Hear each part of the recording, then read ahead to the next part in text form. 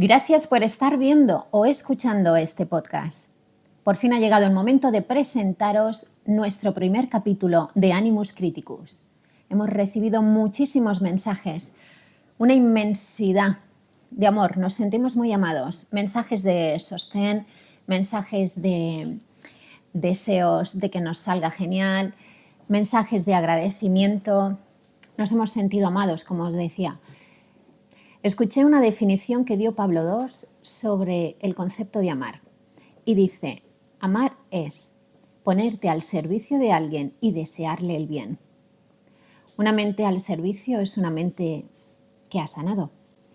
Desearle el bien a alguien más allá del vínculo que tengas preestablecido, más allá de los deseos, más allá del cariño. Amar como disposición, como voluntad propia. Amar como decisión. La toma de decisiones es uno de los conceptos que vamos a ver a lo largo del capítulo, que depende de nosotros y que no depende de nosotros. Más allá de todo esto, nos ponemos a vuestro servicio. Queremos que este podcast sea una herramienta terapéutica que os ayude a reflexionar y a criticar. Así que empecemos. Esto es Animus Criticus, por fin el primer capítulo. Esto es Animus Criticus. Soy Luisa Redondo y estoy aquí para criticar. Bienvenidos a este primer capítulo de nuestro podcast Animus Criticus, el cual hemos titulado ¿Inocente o culpable? ¿Es útil juzgar? Para acompañarnos tenemos a mi compañera y amiga Amada Santana, neuropsicóloga y psicóloga forense, y a mi compañero y amigo David, director de contenidos de YogaStream Media. Nos han llegado muchísimas opiniones desde que os compartimos nuestro tráiler. Os agradecemos todas las muestras de confianza que habéis depositado en nosotros y os agradecemos también las críticas. De hecho, mi frase "estoy aquí para criticar" ha generado controversia. ¿Por qué? ¿Por qué consideramos la crítica como algo negativo? La consideramos negativa porque la hemos asociado con una situación dolorosa. ¿En qué basamos nuestros conceptos? Los condicionantes que tenemos en nuestra vida son las experiencias que hemos tenido, las relaciones interpersonales, nuestra cultura, nuestros valores. Es decir, vamos tejiendo una red sobre la que nos movemos, que son nuestras creencias. Criticar lo asociamos con la definición que da la RAE de juzgar, de ahí el título de nuestro capítulo, y vituperar. ¿Qué es vituperar? Vituperar está definido como censurar duramente a alguien, darlo por malo. ¿Cómo no vamos a asociar la crítica con algo negativo? Sin embargo, el propósito de este podcast es la corrección, no la condena. Continuemos.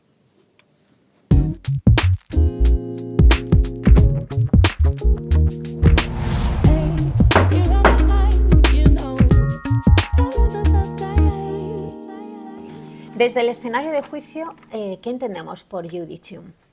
Entendemos como la acción mental, es decir, el acto procesal que se realiza en el examen de un tribunal de justicia de los hechos de un caso para decidir si una persona es culpable de un delito o responsable de una lesión a otra persona. Es una operación de entendimiento, es decir, una opinión razonada que realiza conclusiones. Me parece una responsabilidad inmensísima. Los seres humanos tenemos una condición, que es la libertad de voluntad. Somos libres para decidir, pero somos responsables de lo que decidimos. Por tanto, nosotros somos responsables de lo que decimos en este podcast, pero no de lo que vosotros interpretéis. Amada, desde el escenario judicial no podría encontrar una persona que me contara tantas anécdotas y tantas experiencias en juicios como tú. Recuerdo la última conversación que tuvimos, que me hablabas cómo habías aprendido a establecer el perfil de una persona desde su vida pública, su vida privada y su vida secreta. Cuéntanos algún caso de estos que me has contado sobre temas judiciales que nos seducen tanto por lo desconocido y por lo sorprendente. Gracias. Bueno, recuerdo el caso de una llamada de un abogado que me realiza el encargo de explorar a un cliente suyo que tenía una orden de ingreso inmediato en prisión por tenencia y distribución de pornografía sexual infantil. Le pedían 5 años de condena y la primera pregunta que le hice al abogado fue si él conocía qué hacía su cliente con estas imágenes, ¿no? Si las distribuía, si hacía algún acto, algún tipo de conducta. El abogado me dijo que no tenía ni idea de qué pasaba con estas imágenes, así que bueno, acepto el encargo y recibo al sujeto en el despacho. Bueno, las primeras 3 horas aproximadamente de interrogatorio tuve la sensación de estar celebrando un partido de ping-pong.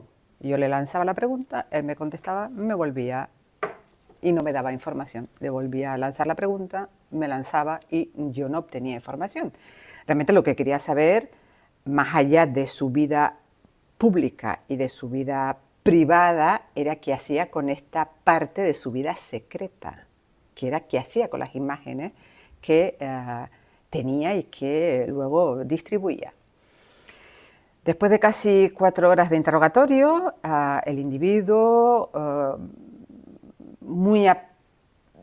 con una conducta muy retraída, retorciéndose las manos, sin sostenerme la mirada, llegó a reconocer que él se masturbaba con ciertos tipos de imágenes y que a veces, no siempre, acababa eyaculando.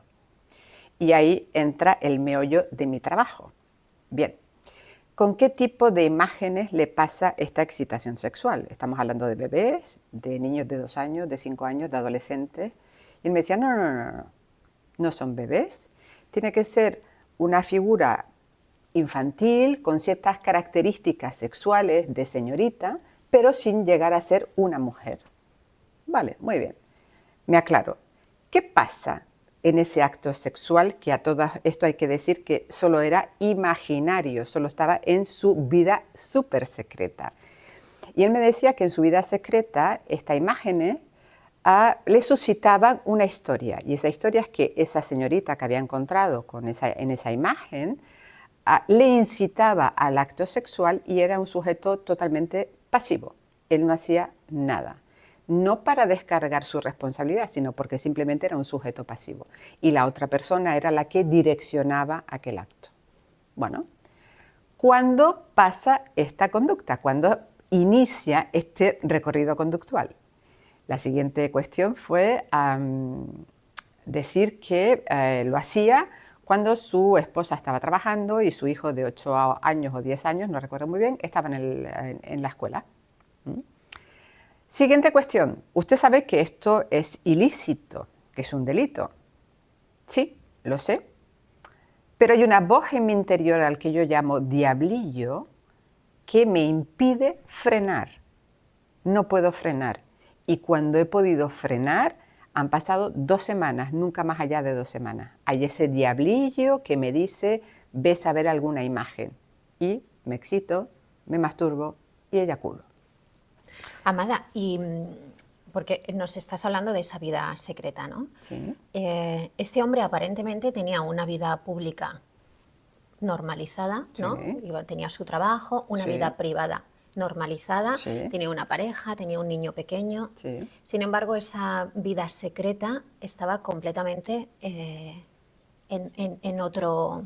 En otra dimensión. En otra dimensión. Era vida secreta pura y dura porque no la compartió jamás con nadie. Bueno, después le cayó el delito de distribución porque por las redes, cuando él se descargaba este tipo de imágenes y de vídeos, pues claro, esto se distribuía. Pero ni tan siquiera su compañera sentimental y madre de su hijo supo por qué tenía que ingresar en prisión.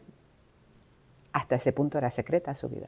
¿Influye la vida pública y privada en un juicio sobre el individuo que está...? Influye si buscamos factores de protección o factores de vulnerabilidad que pueden explicar esta conducta. Y claro, ahí es cuando empieza mi autopsia psicológica. Un individuo que tiene estudios universitarios, que nunca ha encontrado un trabajo en relación con esos estudios universitarios, que desarrolla un trabajo monótono, rutinario durante los últimos 15 años él solo en horario nocturno, de 10 de la noche a 6 de la mañana, siempre haciendo lo mismo a las mismas horas, los mismos días. De tal manera que llevaba 15 años en la misma empresa, no había acudido nunca a una cena de Navidad y solo mencionó haber ido a la despedida de un compañero que se jubilaba. Sorprendente. Y aquí ya empiezo a generar hipótesis de un tipo de estructura de personalidad psicológica compatible con algún tipo de trastorno. Bueno, fue buscar estos indicadores que me permiten explicar, pero no para descargar de responsabilidad, que eso le toca al abogado, es simplemente para ilustrar al operador jurídico, en ese momento el juez, cómo funciona la estructura más intrapsíquica de estos sujetos.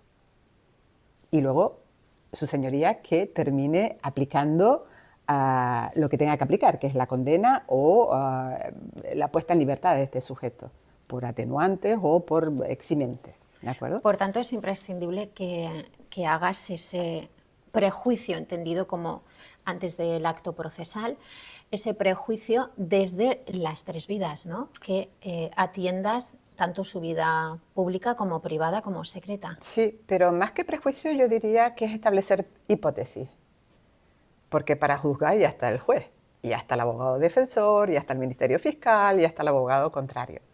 Pero mi trabajo justamente no es enjuiciar, es describir y explicar. Y desde un hecho ilícito, yo voy hacia atrás intentando buscar factores que expliquen esta conducta. Trastorno de personalidad, enfermedad mental, algo disfuncional en su vida infantil, algún tipo de abuso sexual que haya sufrido, algún tipo de familia disfuncional que pueda explicar esta conducta más en solitario, más en secreto, súper escondida, de no compartirla con nadie, claro, por eso se llama secreta. Ese es mi trabajo, al fin y al cabo. Y sí, son importantes los tres escenarios: vida pública, vida privada y vida secreta. Describir y explicar, dice Amada. Dar hipótesis, no prejuicios. Atender las alternativas. Así que cuestionaros, más allá de la profesión o profesiones que están capacitadas para el juicio en el mundo, ¿estamos preparados, el resto de mortales, para juzgar? ¿Disponemos de toda la información para poder establecer un juicio? Porque, por ejemplo, Amada, en un juicio lo que valora el juez es aquella cosa por la que se está denunciando a esa persona, ¿no? Uh-huh. Tiene que tener en cuenta también, cuando llega la intervención de la neuropsicóloga, Uh-huh. perito forense, las tres vidas, ¿no? Entonces, el juez, una vez llega el caso, ¿no?, y tiene que juzgarlo, tiene que llegar al acto procesal, recibe una información por parte del abogado, Uh-huh. ¿no?, que tú previamente le has dado. Tú no asistes a ese juicio.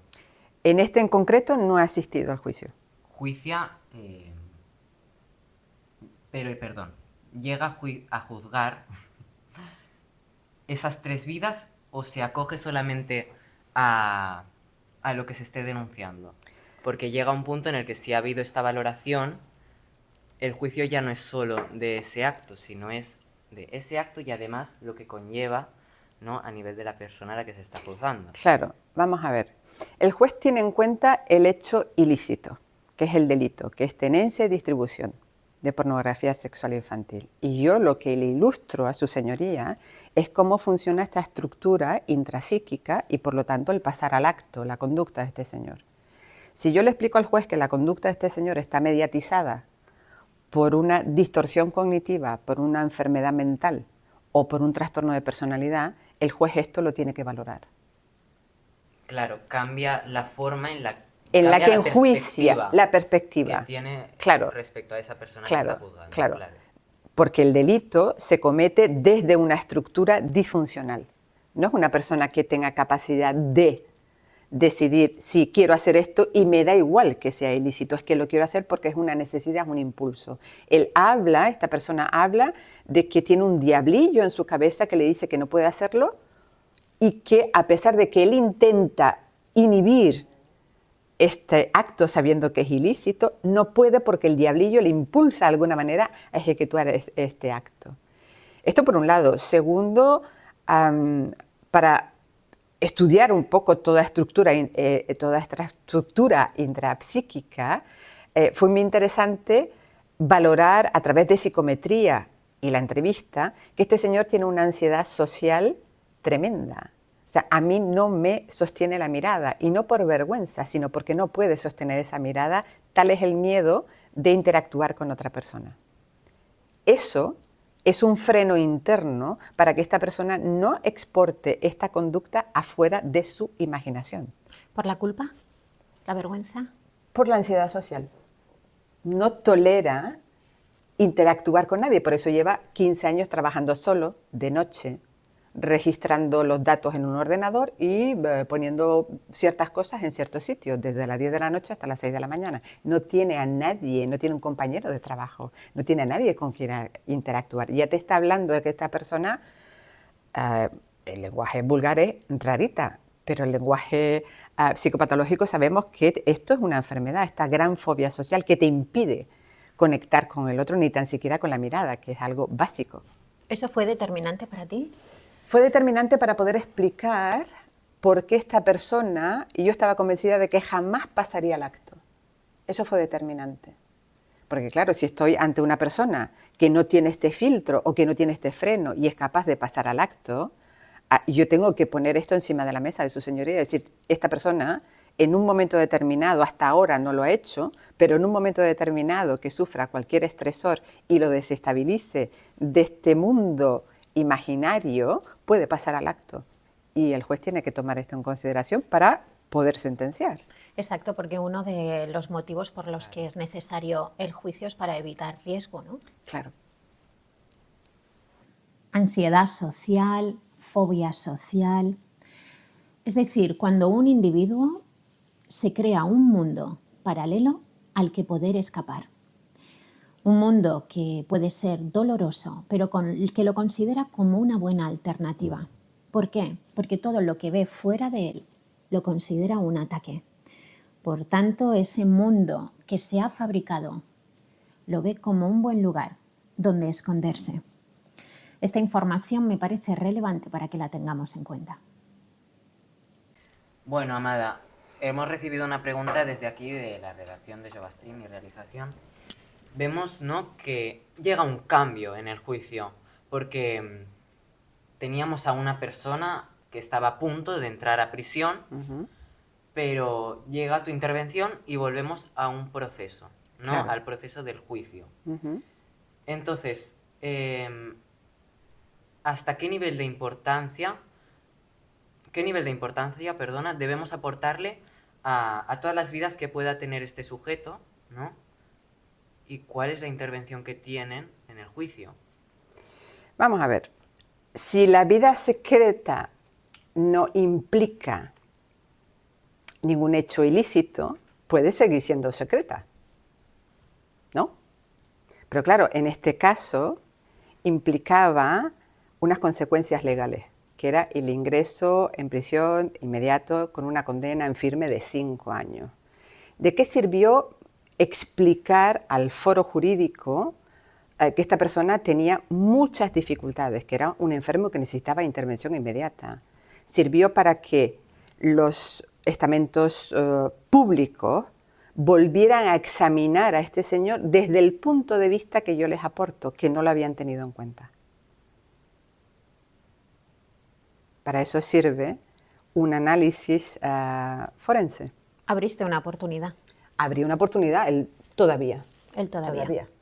¿Cuántos todavía nos hemos encontrado en el escenario académico cuando nos ha llegado el perfil de un chaval? Todos. Que estaba completamente etiquetado, que había ese juicio social preestablecido y nos llegaba completamente desahuciado en alguno de esos escenarios, ¿no? De esa vida pública quizá denostado por sus compañeros, esa vida privada, relaciones familiares disfuncionales, aislamiento. Incomprensión, aislamiento, frustración. Y cómo no nos lo hemos creído y hemos apostado por abrir nuevas oportunidades. Sí. Hemos apostado por el todavía. Por el todavía. Vamos a Exactamente. poner el foco en todo aquello que aquel sujeto puede hacer, puede realizar y que además ese sujeto no se ha visto en ese escenario del todavía. Porque la etiqueta es tan profunda, ¿no?, que es muy difícil quitarte la etiqueta. A veces es una lucha pírrica. A veces te cuesta toda una vida quitarte una etiqueta y a veces hay personas que deciden que no vale la pena luchar por cambiar una etiqueta. ¿Cuánto nos afecta el juicio social? ¿Cómo nos afecta el juicio social? Nos afecta de la manera que decidamos. El doctor en filosofía José Carlos Ruiz nos hace 2 preguntas. ¿Qué depende de nosotros y qué no depende de nosotros a la hora de tomar decisiones? Y una de las cosas que no depende de nosotros son las opiniones de los demás. No podemos controlar lo que los demás dicen, pero sí que podemos aprender a gestionarlas. En tanto en cuanto que somos seres sociales, yo creo que todo. Todo. Exactamente. Ese juicio social, nosotras nos hemos encontrado con perfiles que han venido con un juicio social como una losa y que no le permitía desarrollar ninguna de las capacidades, que eran muchas, porque todos tenemos capacidades, algunas las reconocemos, otras no somos capaces de reconocer, pero ahí están y afortunadamente tenemos compañeros, nos encontramos con personas en nuestra vida que están fuera de nuestro laberinto y por tanto nos ayudan a encontrar la salida. Nos dicen 3 pasos a la derecha, cuidado que te pegas contra un seto, cambia de dirección. Tenemos ángeles que no nos dan la razón y nos permiten por tanto cuestionarnos, criticar qué decisiones estamos tomando, sosteniendo en nuestra vida que no nos están funcionando. ¿Por qué no nos están funcionando? Porque no somos felices. Principalmente. Porque estamos sufriendo. Y porque no nos permiten avanzar. Estamos aquí para avanzar, para crecer, para relacionarnos de forma sana, abierta, sin que nos cuestionen. Y cuando tenemos etiqueta nos sentimos absolutamente cuestionados y no podemos avanzar. Y si lo hacemos es en base a lo que desprende aquella etiqueta. Las etiquetas, los juicios que hemos establecido, nos dice Amada, son como límites. ¿Qué historia nos estamos contando? Si la historia que nos estamos contando está llena de personajes tenebrosos, es la hora de desmontar personajes. Reflexionemos sobre lo que estamos viviendo, reflexionemos la historia que nos contamos. Habrá momentos de no puedo, pero también habrá recuerdos de todavía. Así que, como dice Benedetti, con tu quiero y con mi puedo, vamos juntos, compañero. En la calle codo a codo, somos mucho más que 2. Claro, una pregunta muy importante que surge ahora es ¿qué hace este individuo con ese material que recibe, ¿no? Hace una consulta y recibe una información. ¿Qué pasa con eso? Porque está siendo acusado por posesión y distribución de material pornográfico infantil. ¿De qué manera lo distribuía? No, él no era consciente. ¿No era consciente? Él no era consciente. Él, bueno, tenía acceso a vídeos, libros, música y un buen día aparece o se le cuela, eso fue lo que refirió, una imagen de pornografía sexual infantil. A partir de ahí se queda impactado, le gustó y empezó a bajarse ese tipo de información. Pero era totalmente inconsciente de la distribución, del delito de distribución. Es más, para romper una lanza a su favor, él llegó a decir, mire, yo conduzco, porque tengo el carnet de conducir que me habilita como conductor, pero le aseguro que no soy mecánico, de tal manera que cuando mi coche tiene un ruido, lo llevo al mecánico, porque desconozco si esto es una avería grave, moderada o ligera. Eso para explicar un poco la ausencia de conciencia respecto a la distribución que este señor estaba haciendo.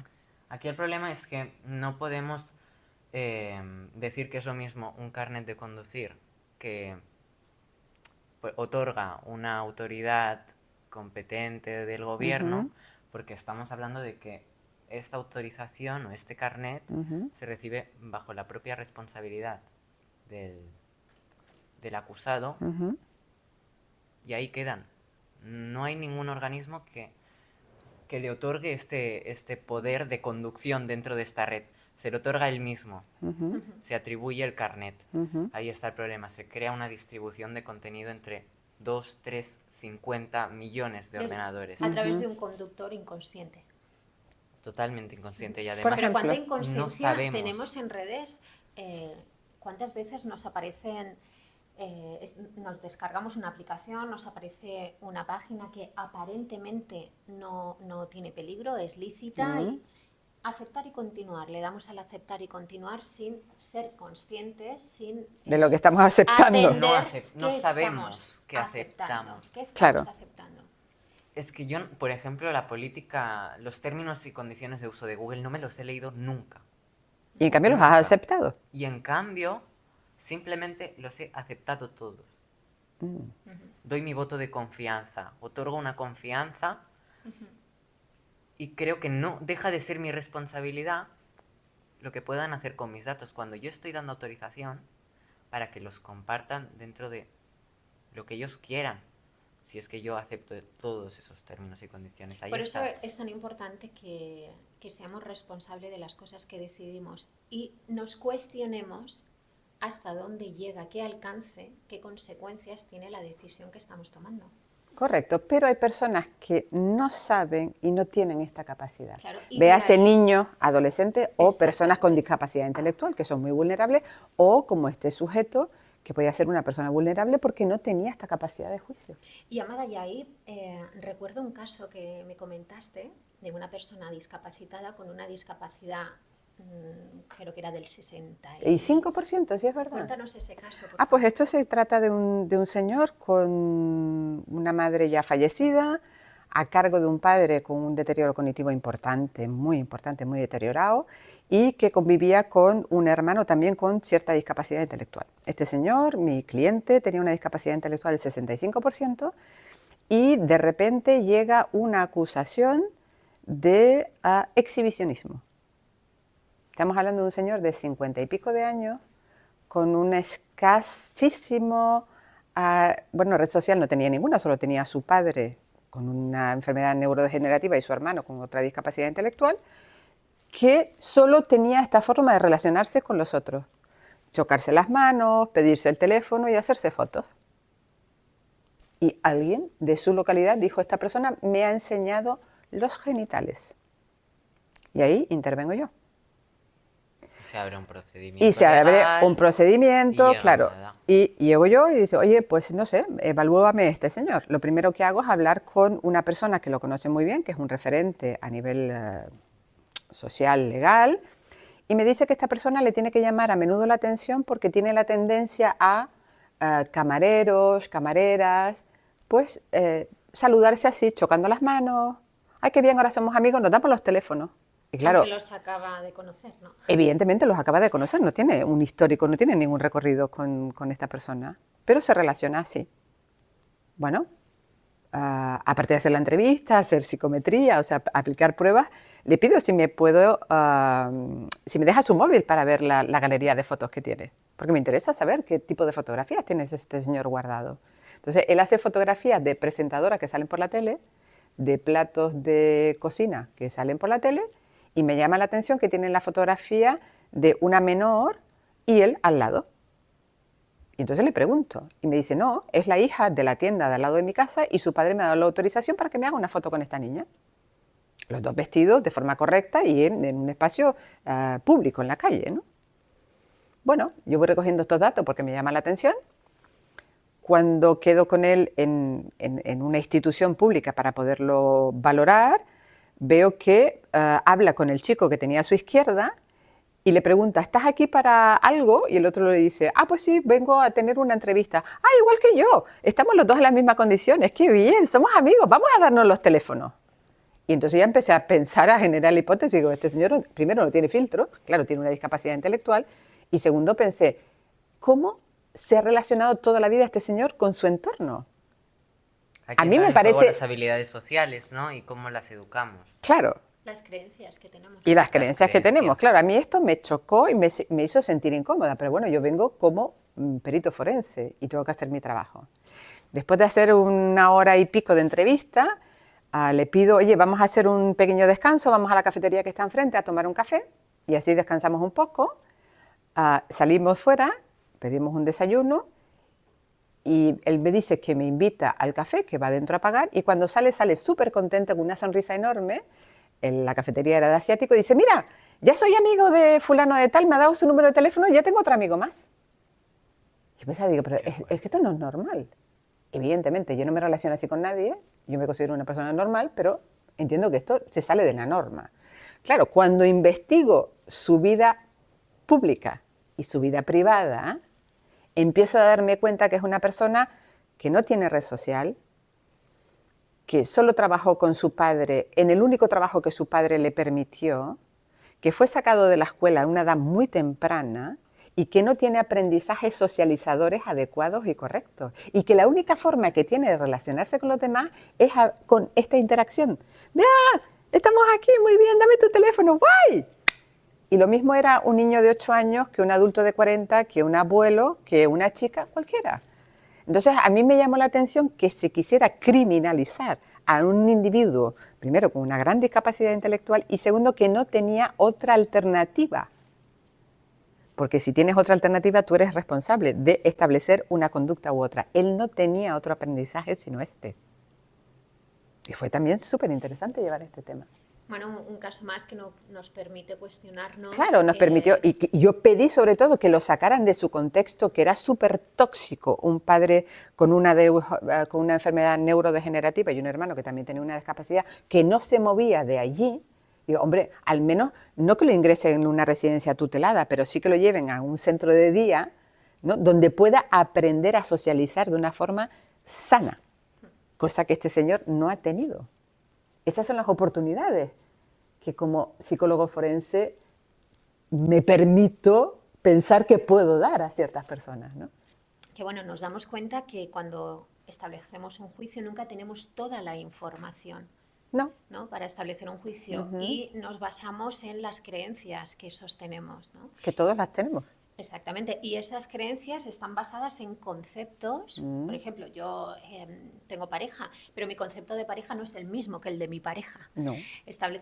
Tenemos distintos conceptos que a su vez están condicionados por nuestra cultura, por nuestra religión, por nuestras vivencias, educación previa, expectativa. Exactamente, y estos dos casos son dos casos claros de cuando los juicios se olvidan en muchas ocasiones de indagar el porqué, en indagar el propósito de una persona cuando toma una decisión. Son dos individuos, estos dos casos que les expongo, dos individuos que sufrían mucho,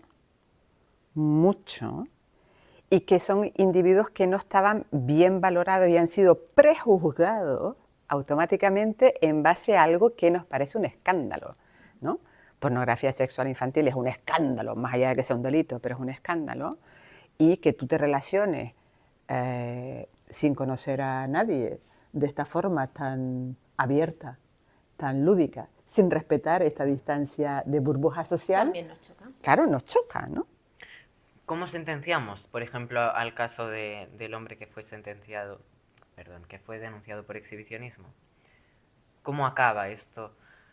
Claro, podemos llevarle al centro de día, evidentemente, ¿no? Que tenga una rehabilitación o como una... ¿Qué herramientas le damos? Claro, las herramientas. Pero del lado de las herramientas estamos en un procedimiento legal, hay que dar una sentencia. Claro. O olvidamos el caso. ¿Cómo continuamos con esto? Teniendo en cuenta ¿no? que tenemos estas dificultades o encontramos ¿no? estos rasgos en la personalidad que no acaban de cuadrar con el perfil que se estaba prejuzgando. Yo espero que con compasión, con cierta empatía y con mucho conocimiento de lo que es la psicopatología y con mucha prudencia. Lo más fácil es decir que lo condenen, porque yo también tengo hijos y podía haber pasado a mi hijo. Claro, es un caso de exhibicionismo, ¿no? Pero también tiene mucho que ver, ¿no? Ya lo estábamos viendo con las habilidades sociales. Y más allá de que pueda tener un ingreso en prisión o pueda tener una repercusión legal importante, ¿no?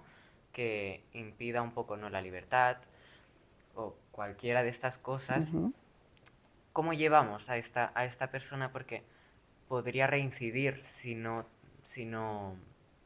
si no realizamos un proceso de rehabilitación correcto, ¿no? Por eso. Si no lo conducimos a una sanación. Por eso está el todavía. Y hay que dar oportunidades. Estas dos personas no tuvieron oportunidades.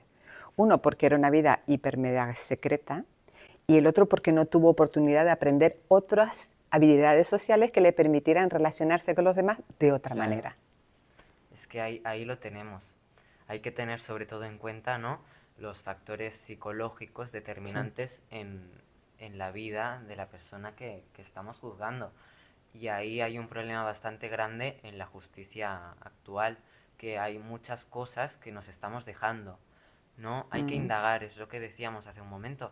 Nos faltan datos, necesitamos contar también con los aspectos más psicológicos de la persona a la que estamos juzgando para realizar una sentencia Acorde. justa y acorde. Sí. Yo no me metería en este jardín, ¿eh? Sí, porque igual no encontramos la salida. Sí, no me metería en juzgar la justicia. ¿Vale? Sí, porque aquí no acabaríamos nunca. Exacto. Yo creo que lo que queremos transmitir a través de nuestro podcast es que la gente se cuestione que es muy difícil establecer un juicio completo porque siempre nos falta información. Establecer un juicio justo porque siempre nos falta información. Pero no nos vamos a poner a criticar si la justicia tiene su papel, si desempeña, porque hay casos en los que la justicia desempeña un papel fabuloso y hay otros casos que no. Pero a nivel social y a todos los No, niveles. yo Además, no podría pretendo decirte que desestimar una el papel de la cosa justicia, es la pero- ley y otra cosa es la justicia. La justicia es Claro, subjetiva, sí, la sí. ley no.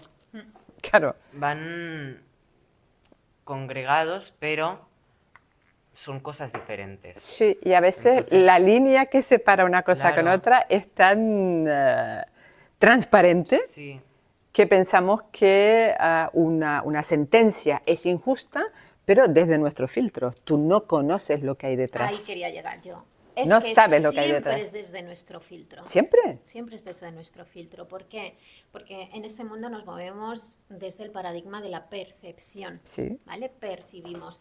Por eso yo cada vez me creo menos en las opiniones objetivas. Perdona, si es una opinión, no es objetiva. No. Por eso nosotros los psicólogos forenses, cuando alguien nos pregunta su opinión, y yo siempre corrijo, mire, yo no emito opiniones, emito consideraciones técnicas. Mis opiniones son privadas y en todo caso en la cafetería. Y no es una impertinencia, ¿eh? Es que es verdad, yo no emito opinión. Eso de opiniones objetivas es Es, como...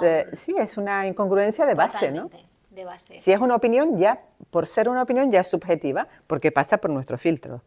Y Pasa tenemos por nuestro filtros... filtro tiene los condicionantes de nuestras Claro. creencias, esas creencias tienen los condicionantes de nuestra religión, nuestros Sí. valores, nuestra cultura, Sí, etcétera, etcétera. Entonces, vamos a ser responsables de que lo que decimos es nuestra percepción.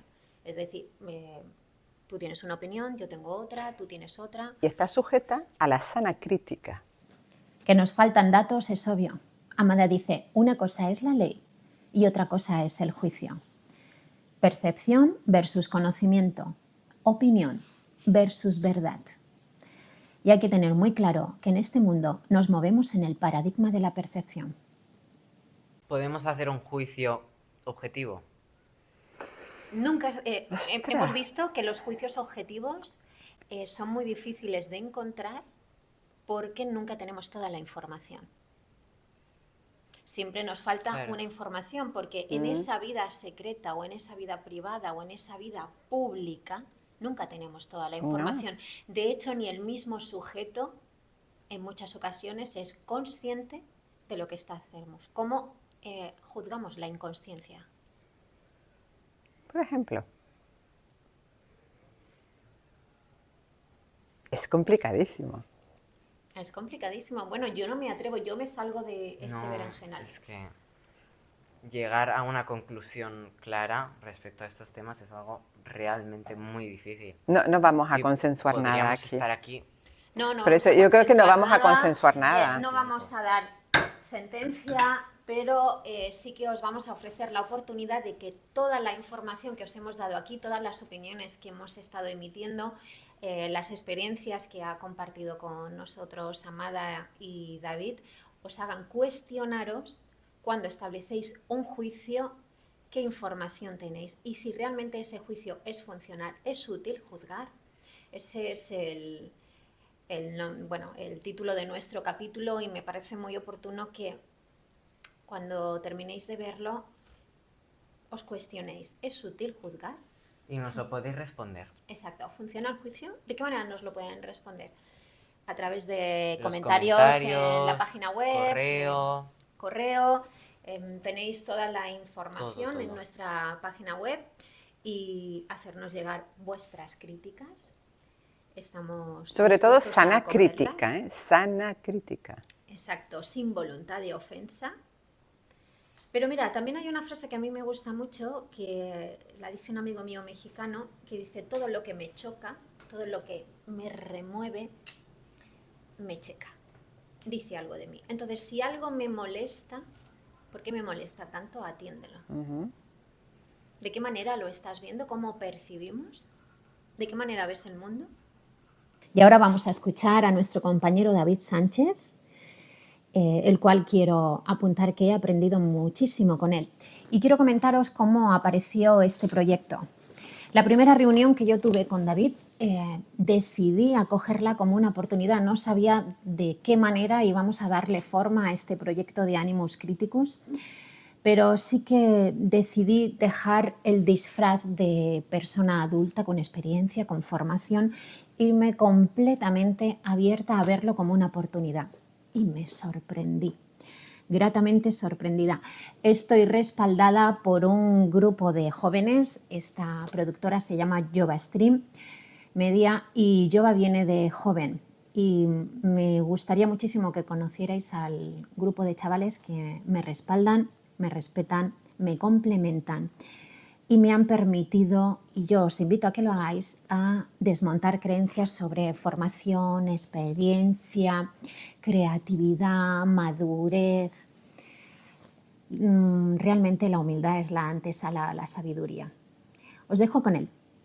Os va a hablar sobre inteligencia artificial. Estad muy atentos. Llegados a este punto hay que hacer un inciso importante, algo que a mí me gustaría comentar y que realmente creo que puede preocupar a parte de la población adolescente y joven, ¿no? Y es respecto a la inteligencia artificial.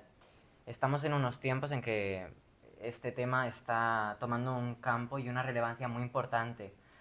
Estamos llegando a unos avances tecnológicos que necesitan ser tomados con calma, con tiempo y que pueden llegar a representar un riesgo para muchos. La inteligencia artificial, si lo enlazamos con este tema, el de el abuso sexual o la distribución de material pornográfico, hay una cosa muy importante que destacar y es que ahora mismo hay una nueva tecnología que es la de los deepfakes. Cualquier persona desde su ordenador puede acceder a determinados sitios web que pueden desnudar a personas y involucrarlas en vídeos sexuales de forma involuntaria. Esto se consigue pues entrenando a un modelo de inteligencia artificial con un rostro y recreando una escena que puede tener unos atributos distintos. Hablábamos de violencia o cualquier otra conducta, ¿no?, dentro de un entorno sexual que puede ser hostil, puede ser romántico, puede ser de lo que el usuario quiera. Esto es preocupante porque uno no sabe hasta qué punto llega a compartir cierta información y en lo que se puede convertir.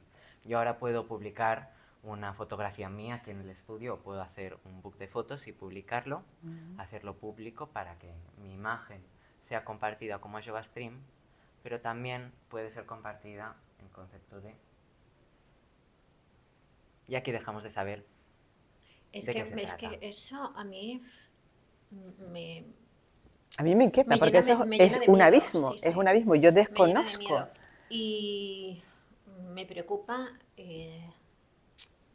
lo que hablábamos antes de los conductores, ¿no? Que no hay ahora una legislación que reconduzca toda esta... Bueno, que esto va mucho más Claro, rápido que la la legislación sobre la legislación. inteligencia artificial es tan complicada, tan variante, depende tanto del punto de vista de una persona, porque ¿cómo responsabilizas a un usuario si al final quien genera ese material es una máquina.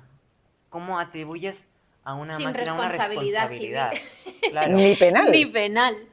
ahí está el problema. ¿Y cómo conducimos este caso? ¿A dónde lo llevamos? ¿De quién es la responsabilidad?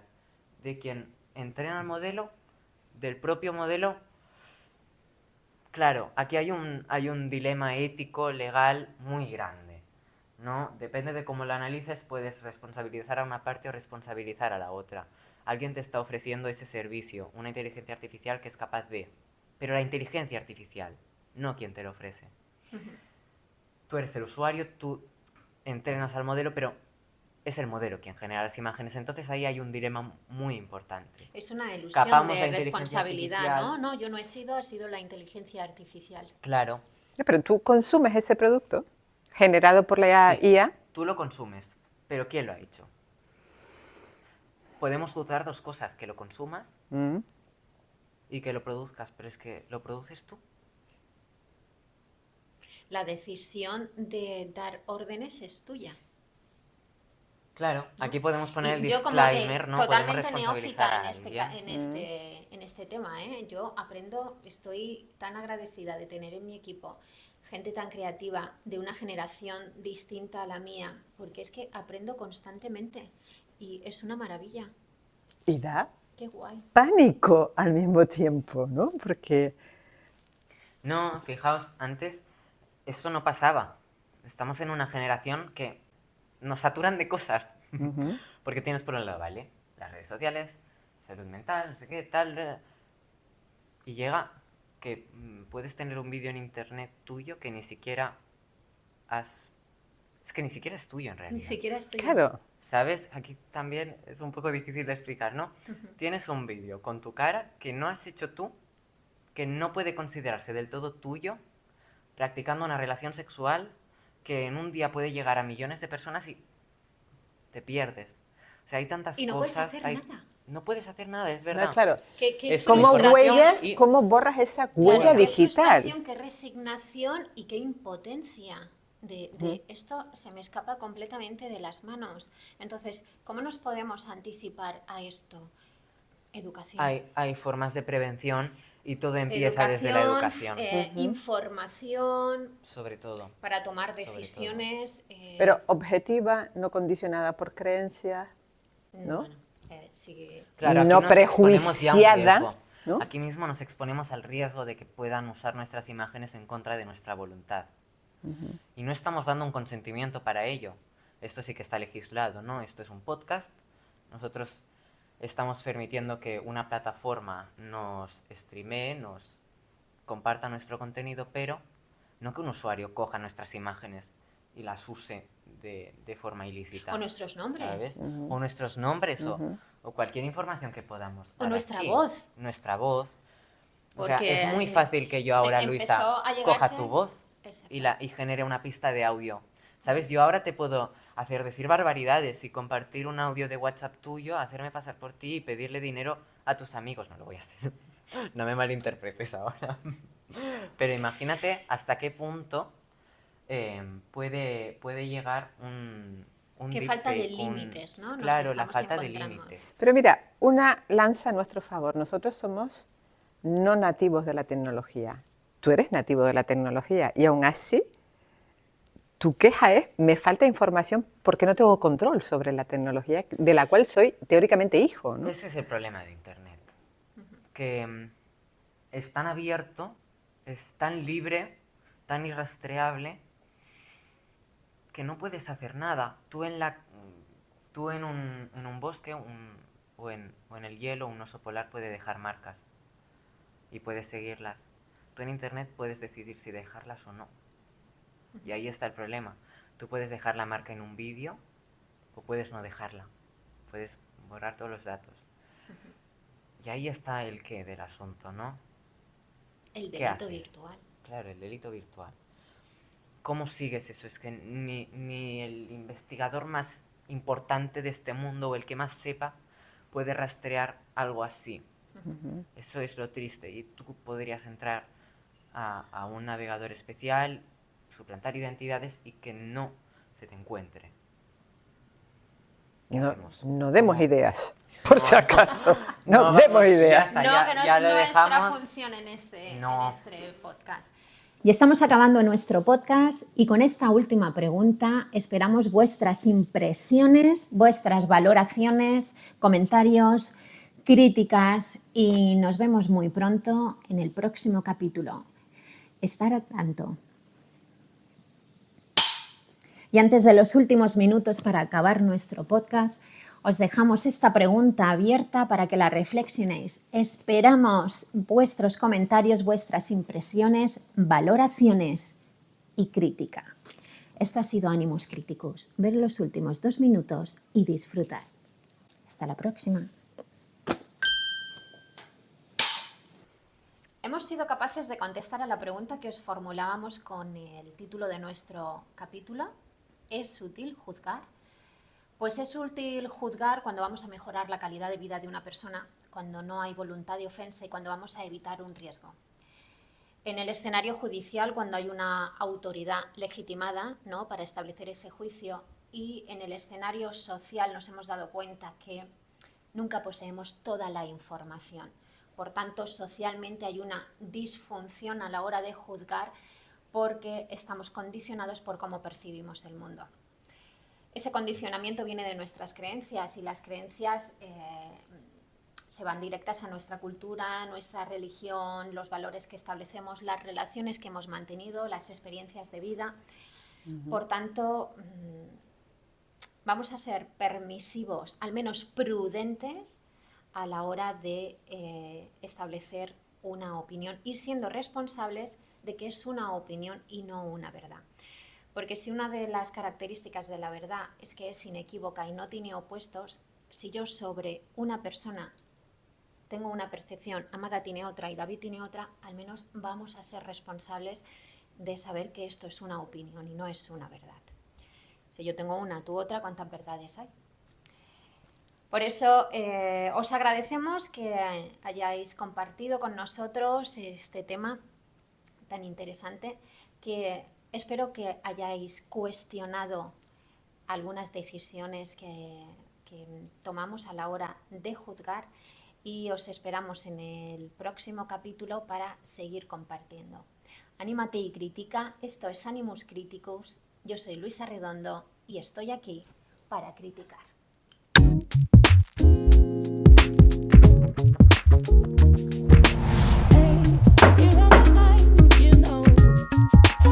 Nos vemos en el siguiente episodio. Soy Luisa Redondo y estoy aquí para criticar.